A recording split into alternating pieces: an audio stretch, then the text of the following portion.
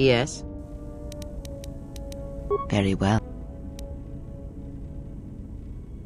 Have you done as I asked? Very well. Then know this. How some situations play out depend on who is perceiving them and whether they are being perceived. Your ability to control the perception of others in such situations will allow you to manipulate events to resolve them peacefully or violently. Skill does not always draw from the Force, but it is a measure of power nonetheless. It can grant knowledge, help steady oneself when one's thoughts are in chaos, or grant enlightenment.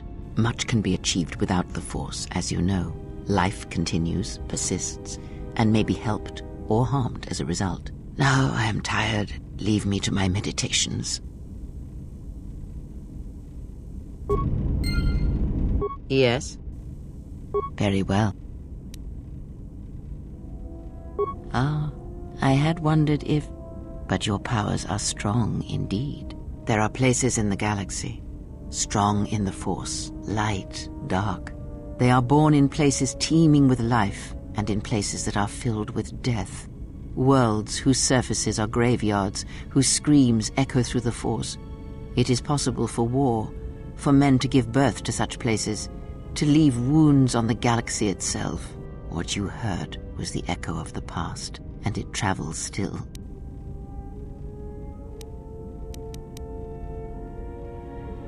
Of course, that is the nature of echoes. And when there is a wound in the Force, it rarely leaves the life around it untouched. The answer will come to you in time. It must. When there is nothing more that you may learn from me, when the ruins of your past have been cleared away and I am no more, then you shall know what it is. And if you do not, then the galaxy shall die, and all my hopes for you will have been for nothing.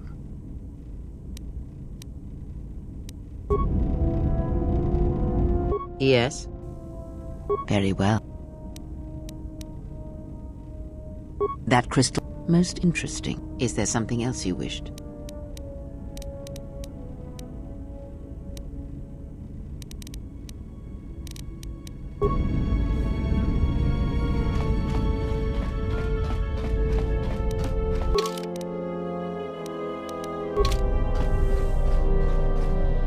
Yes. I am willing to indulge. So, they are known qualities. I also use them on board my ship for defense. But that in itself means little. I assure you, I am as flesh and blood as you are. I simply find personal meetings distasteful. Perhaps, though if you seek to trick me into an admission of my guilt, then you have thought wrong. Perhaps I used such a droid to watch and predict the flow of the games. Yes, you are very perceptive. Ah, yes. Swoop racing on Nar Shaddaa does indeed have its profits. But that in itself means little. I assure you, I am as flesh and blood as you are. It is so unfortunate when an intelligent sentient dies on Nar Shaddaa. It is also unfortunate that thousands die such deaths on the smuggler's moon every day. Indeed, how insulting. But I suppose I should accept such arrogance from an ex-Jedi. Now, is there something else you wish to know, or do you wish to waste more of my time? What about him? I warn you. You may speak.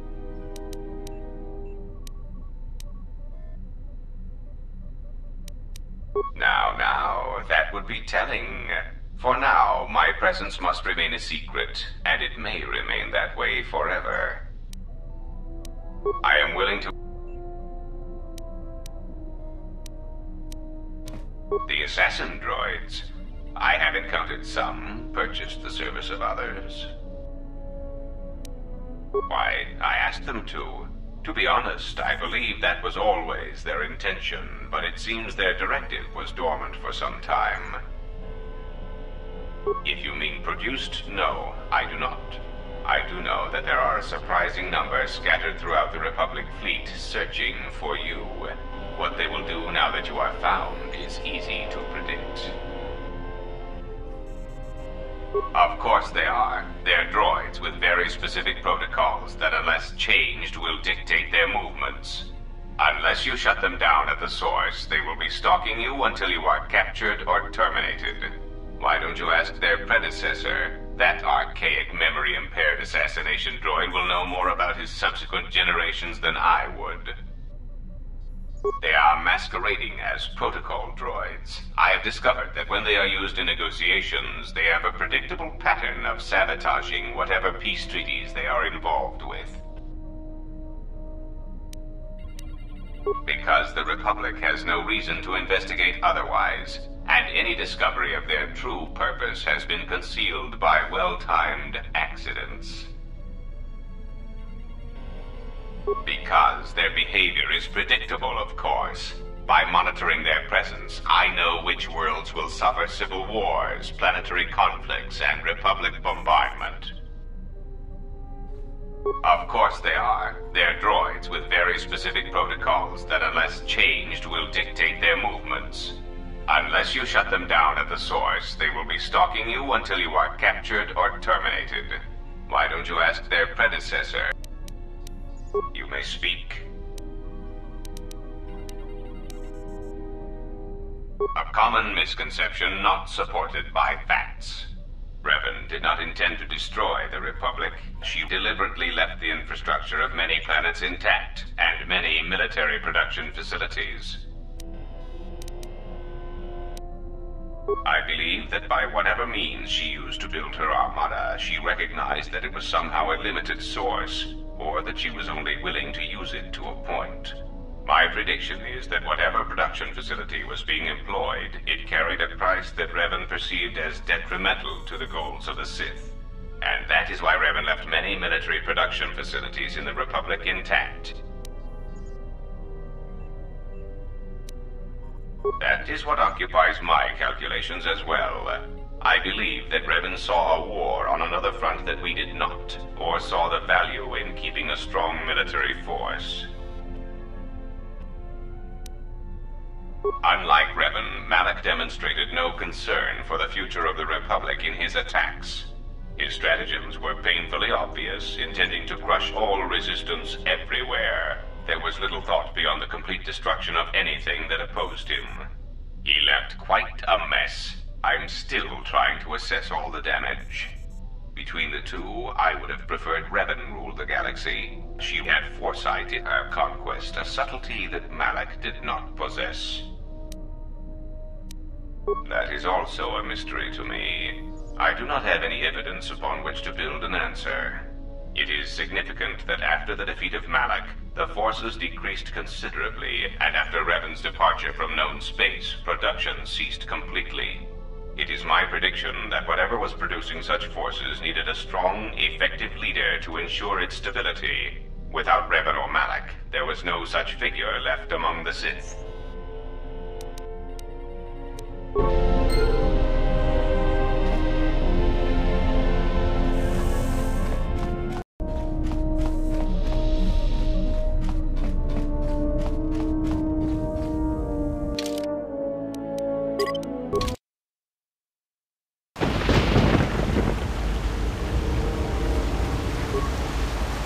Ready to head back to camp? Give the word and I'll take you there.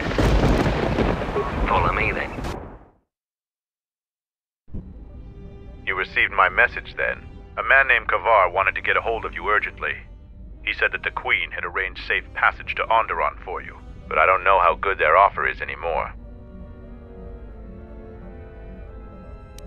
This morning, General Vaklu met with the Council of Lords and declared that the Queen was guilty of treason. He'll be made regent if Talia and her royal guard are defeated. The military is divided on who to support. Civil war has fallen on Isis. I doubt that Queen Talia and her advisor will survive until nightfall. The balance of forces seem to favor Queen Talia. The royal palace is heavily fortified and defensible, and most of the soldiers are loyal to her. But Vaklu has new allies, Sith soldiers and their masters. The war has also driven the caged beasts in the streets mad. Braylor and I both concur. She doesn't stand a chance. You underestimate the Force, Mandalorian. I sense that we may still get to Master Kavar in time. I sense there is something stirring on the moon itself. Tell me, have your sensors picked up anything from Duxon? Yes, we have. How? We picked up some transmissions from nearby in the jungle. Zuka's satellite relay has also picked up several shuttle launches with old Sith transmitter IDs. Some sort of staging base, perhaps. The Sith forces must be stopped. Otherwise, the Mandalorian is right. Master Kavar and Queen Talia won't survive this day.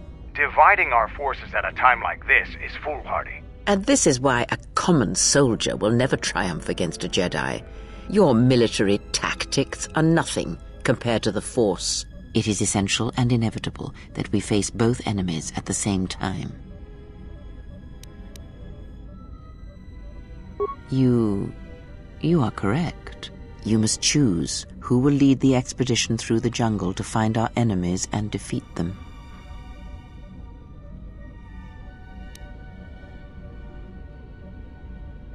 I'll do it, but you're still my bounty. You won't lose me this easily. You should send 2 others to go with the leader. Who else will accompany the expedition? Yes, good choice. And who else?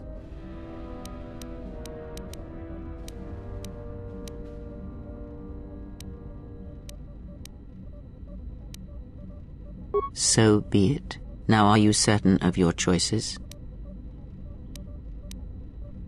Mandalorian warriors will go with you to find the enemy camp. Just let me know when you want to head out. If you need supplies, talk with Kex. After you get into the jungle, you might not have another opportunity to stock up. Let me know if you want to go now. As you wish. Mandalore has arranged for special transportation to get to Isis.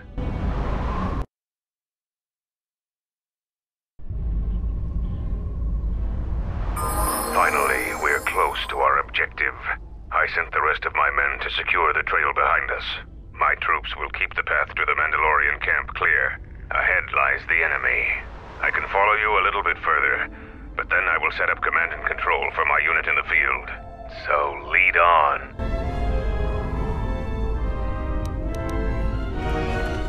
The others are depending on us to see this through.